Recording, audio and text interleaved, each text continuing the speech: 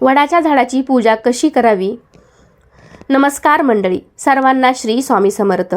आजच्या व्हिडिओमध्ये आपण वटपौर्णिमेच्या दिवशी वडाच्या झाडाची पूजा अतिशय साध्या सोप्या पद्धतीने कशी करायची हे पाहणार आहोत.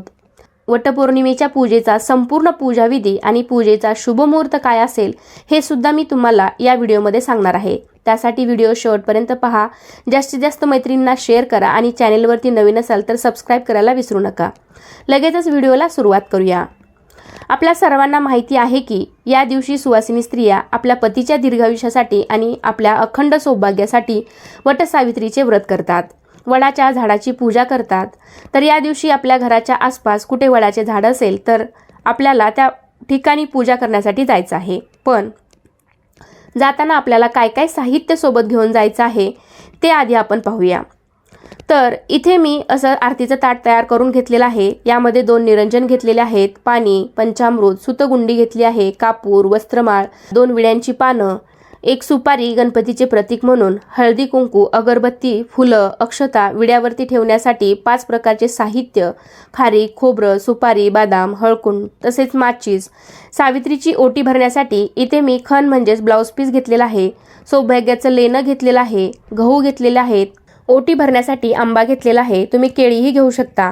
आंब्यासोबतच तुम्ही नारळ पण घेऊ शकता. आणि वडाची पूजा झाल्यानंतर स्त्रिया एकमेकींची ओटी भरतात. तर त्यासाठी इथे मी 5 आंबे आणि थोडेसे गहू एका पिशवीमध्ये घेतलेले आहेत. कारण पूजा झाल्यावरती आपल्याला हे सुवासिनींच्या ओटीमध्ये घालायचे आहे. तर एवढे साहित्य मी पूजा करण्यासाठी घेतलेलं आहे. तर असं सर्व साहित्य आपण घेऊन जाणार आहोत वडाची पूजा करण्यासाठी. तिथे गेल्यानंतर सर्वात आधी आपल्याला वटवृक्षाखाली दिवा लावायचा आहे. कोणतीही पूजा आपण अग्नीच्या साक्षीने करत असतो. त्यामुळे सर्वात आधी दिवा प्रज्वलित करून घ्यायचा, अगरबत्ती लावायची आणि आपल्याला दिव्याची हळदी कुंकू, अक्षता, फुलं वाहून पूजा करायची आहे, नमस्कार करायचा आहे. पण मी इथे पूजा करताना भरपूर अशी हवा होती, त्यामुळे दिवा राहतच नव्हता. त्यामुळे मी फक्त अगरबत्ती लावून घेतली आहे.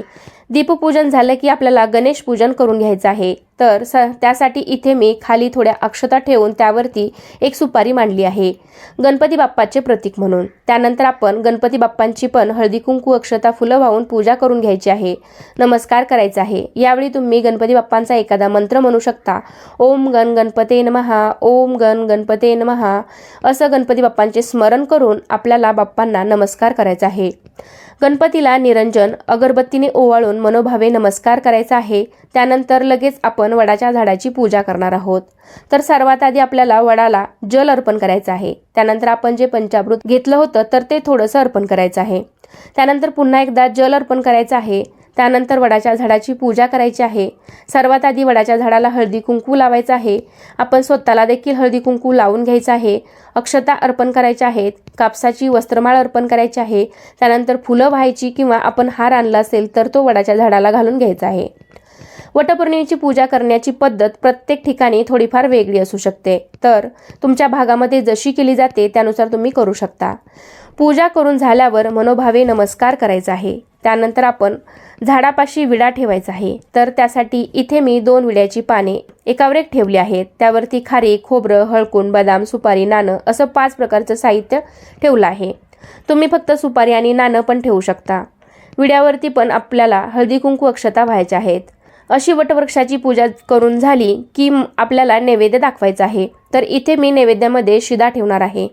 तर शिदा आणला असेल तर तुम्ही एखाद्या पानावरती किंवा कागदावरती पण ठेवू शकता आणि याचा नैवेद्य आपल्याला दाखवायचा आहे. पण त्याऐवजी तुम्ही जर या दिवशी पुरणपोळीचा नैवेद्य केला असेल किंवा तुम्ही कोणताही नैवेद्य दाखवणार असाल, या दिवशी आपण जो काही गोडाधोडाचा पदार्थ बनवला असेल त्याचा नैवेद्य आपल्याला दाखवायचा आहे. बऱ्याच ठिकाणी पुरणपोळी, आमरस असा बेत केला जातो. पूर्वीच्या स्त्रिया शिदाच ठेवायच्या, पण तुम्ही तुमच्या भागानुसार जो काही नैवेद्य असेल तो दाखवू शकता. यानंतर आपल्याला सावित्रीची ओटी भरायची आहे. कारण पौराणिक कथेनुसार सावित्रीने यमराजाकडून तिच्या पतीचे म्हणजेच सत्यवानाचे प्राण वटवृक्षाखालीच परत मिळवले होते. त्यामुळे तिला पण वाण देऊन आपण तिची सुद्धा ओटी भरणार आहोत. तर ही ओटी भरण्यासाठी इथे मी ब्लाऊज पीस म्हणजेच खण घेतला आहे. आणि सावित्रीची ओटी ही गहू आणि आंब्याने भरली जाते. त्यामुळे त्या खणावर मी गहू आणि आंबे ठेवले आहेत. काही जण नारळ पण ठेवतात. तर तुम्हाला नारळ ठेवायचा असेल तर तो तुम्ही ठेवू शकता. त्यासोबतच सौभाग्याचं लेणं सुद्धा आपण या ओटीवरती न चुकता ठेवायचं आहे. अशी पुडी मिळते बाजारामध्ये। यामध्ये सर्व ओटीचं साहित्य पण असतं, खारीक, खोबरं, सुपारी, त्यासोबत सर्व सौभाग्याचं लेणं सुद्धा आहे, टिकली, बांगड्या, आरसा, फणी, हळदी कुंकू आणि ओटीचं साहित्य। तर अशी पुडी तुम्ही या ओटीमध्ये ठेवू शकता। बाजारामध्ये सहज ही पुडी तुम्हाला मिळते। त्यानंतर ओटीवरती आपल्याला हळदी कुंकू व्हायचं आहे आणि नमस्कार करायचा आहे। तर अशा प्रकारे खण घेऊन त्यावरती आंबा आणि गव्हाने ओटी भरायची आहे। ओटीचे साहित्याने सौभाग्याचं लेणं याने आपण सावित्रीची ओटी भरायची आहे। अशा प्रकारे सगळी पूजा करून झाली की आपण जो काही धूप दीप कापूर घेतला असेल तर त्याने वटवृक्षाला ओवाळायचं आहे आणि त्यानंतर मग आपण वडाला फेरे घालणार आहोत, म्हणजेच प्रदक्षिणा घालणार आहोत। तर जी आपण सुतगुंडी घेतलेली आहे तर त्यातील धागा आपण वडाला बांधायचा आहे आणि झाडाभोवती 5 किंवा 7 प्रदक्षिणा आपल्याला घालायच्या आहेत। बरेच जण 21 पण फेरे घेतात, तर तुम्ही तुमच्या इच्छा आणि श्रद्धेनुसार वडाभोवती प्रदक्षिणा घालू शकता। आपल्या घराच्या जवळपास कुठे वडाचे झाड असेल तर त्या ठिकाणी या दिवशी सुवासिनी स्त्रियांनी छान असं नटून थटून साज शृंगार करून वटवृक्षाची पूजा करायची आहे।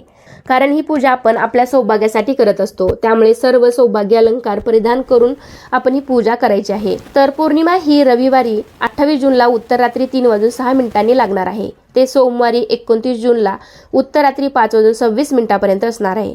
त्यामुळे उदय तिथीनुसार 29 जून रोजी सोमवारी वटपौर्णिमा साजरी केली जाईल। याच दिवशी सुवासिनी महिला वडाची पूजा करू शकतात आणि उपवास पण करू शकतात। आता वडाची पूजा करण्याचा शुभ मुहूर्त काय आहे ते पाहूया। तर सोमवारी 29 जून रोजी सकाळी सूर्योदयापासून दुपारी 12:30 वाजेपर्यंत सुद्धा वडाची पूजा करणे फलदायी मानलं जातं। कारण ही पूजा शक्यतो महिला सकाळी 11-12 वाजेच्या दरम्यानच ही पूजा करतात। पण त्यातल्या त्यात जर पूजेचा मुख्य शुभ मुहूर्त तुम्हाला हवा असेल तर सकाळी 8:55 ते सकाळी 10:40 शुभ मुहूर्त आहे। या वेळामध्ये पण तुम्ही पूजा करू शकता। पण या दिवशी काही महिलांना 10:40 जरी पूजा करायला जमलं नाही तरीही दुपारी 12:30 वाजेपर्यंत सुद्धा वडाची पूजा करणे शास्त्रोक्त आणि फलदायी मानलं गेलेलं आहे।